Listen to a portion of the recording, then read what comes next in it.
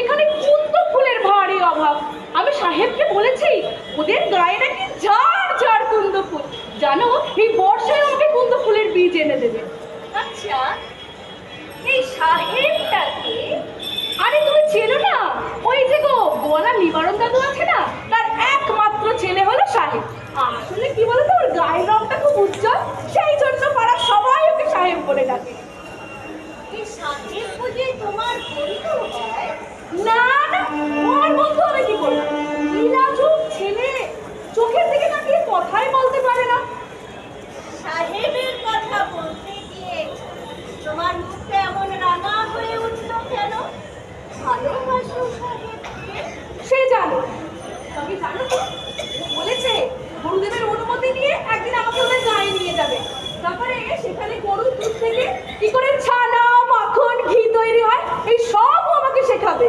কিন্তু দারুণ ব্যাপার। যাই, সাহেবের আসার সময় হয়ে গেল, ওর হাত থেকে দুধটা নিয়ে ভেতরে পৌঁছে দিই। সাহেবকে মনের কথাটা বলতে ভুলো না। তুমি না ভীষণ লজ্জা দাও আবার। লজ্জা পেয়ে গেছে মেয়ে। যাই, আমি ভেতরে যাই।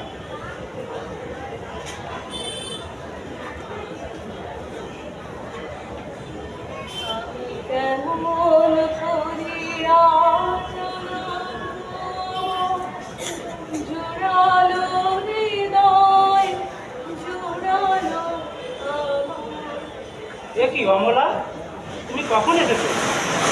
আচ্ছা, তুই হাঁদারামের মতো পেছনে এসে দাঁড়িয়ে আছো, আমি তো গান গাইতে গাইতে ফুল তুলছি, বুঝছো কি করে বলো তো? আরে তোমার গান খুব ভালো লাগছিল, তাই শুনছিলাম, তোমাকে কিছু বলিনি। ও, আরে আমি কোথায় তোমার জন্য ফুল দিতে, আমার জন্য? কেন?